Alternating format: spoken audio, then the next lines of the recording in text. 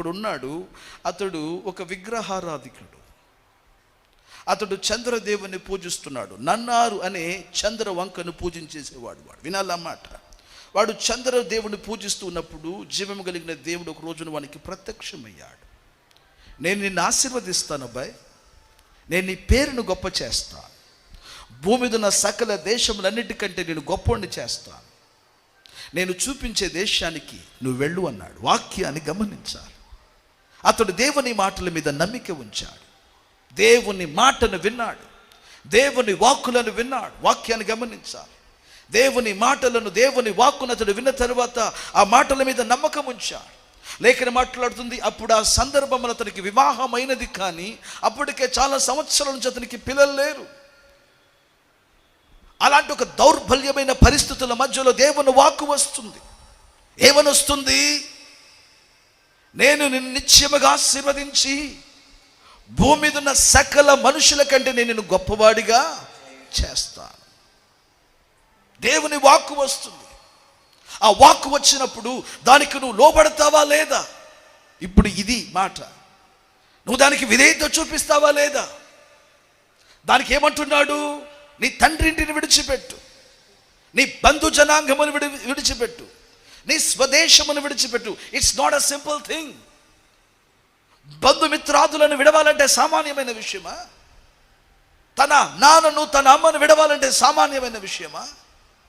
ఆ ఊర్లో తన ఆస్తి పాస్తులు, పొలములన్నీ ఉన్నవి, అవన్నీ విడవాలంటే సామాన్యమైన, వినాలి, ఇవన్నీ సామాన్యమైన విషయమా? భక్తి అక్కడే ప్రారంభమవుతుందండి. ఒకరి హెచ్చింపు అక్కడే ప్రారంభమవుతుంది. ఎక్కడా? విడవడం దగ్గరనే ప్రారంభమవుతుంది. ఏసి స్తోత్రం చెబుకేడుగా. చాలా మంది అనుకుంటారు నేను పొందుకోవడంలో నా ఆశీర్వాదం మొదలవుతుంది. నో, నువ్వు పొందుకోవడంలో నీ ఆశీర్వాదం మొదలవడం లేదు, నీవు విడవడంలోనే నీ ఆశీర్వాదాలు మొదలవుతున్నాయి.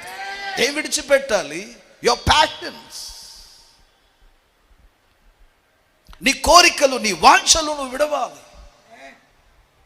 అబ్రహాము యొక్క వాంఛ వింటున్నారా? తన బంధుమిత్రాదుల మీద, తన స్వగ్రామం మీద, తన ప్రాంతం మీద ఉంది. బట్ ప్రభు అంటున్నాడు, నువ్వు వాటిని విడవగలవా? వాటిని విడిచి నేను చూపిస్తున్న ప్రాంతానికి వెళ్ళు అన్నాడు. బైబిల్ గ్రంథం మాట్లాడుతుంది, అతడు వెంటనే వింటున్నారా దేవుని మాటను తీసుకుని హీ హ్యాస్ డిసైడెడ్. చూడండి, ఎప్పుడైతే విడవాలనుకున్నాడో దెర్ వాస్ ప్రెషర్ ఉంది అతనికి. భార్య ఏమని ఉంటారు నాకు తెలియలా.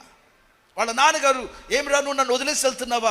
ఎలాంటి ప్రెషర్! అతడు బంధుమిత్రాదులు, ఈ వ్యాపార మధ్యలో వదిలేసి వెళ్తున్నావే, ఈ ఇంటిని, ఈ వైభవాన్ని విడిచిపెట్టి వెళుతున్నావే, ఎవరు అనుభవిస్తారు? బట్ లేఖనం మాట్లాడుతుంది ప్రభు మాటకు విధేయత. ఈ రోజున ప్రభు మాటలు వింటున్న ప్రియమైన సంఘమా, నీ జీవితంలో కూడా హెచ్చింపు అనే మొదటి మెట్టు నువ్వు విడవడంతోనే నీ జీవితంలో కలుగుతుంది. యేసుని నామమున నువ్వు విడవలసిందేంటి? ఒకసారి ఆలోచన చెయ్యి. నీ అలవాటులా? నువ్వు విడవలసిందేంటి? నీ అవిధేయతనా? నీవు నేను విడవలసిందేంటి?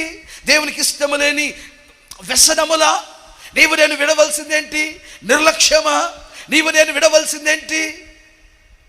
దేవునికి విరోధమైన స్నేహములా? What is the thing that you should leave? నువ్వు ఏదైతే విడవవలనో అది నువ్వు విడవడానికి ఒక్క అడుగు ముందుకు వేయగలగాలి. నువ్వు విడవడంతోనే దేవుని వాక్కు నీ జీవితంలో మొక్కలాగా మొలకెత్తడం మొదలు పెడుతుంది. యేసుని నామమున నేను స్తోత్రం చెప్పాలి. హల్లెలూయా. నువ్వు గనక విడవకపోతే, సారీ టు సే దిస్, ఎన్ని వాగ్దానములు నన్ను, you are still struck in your old past. వింటారా?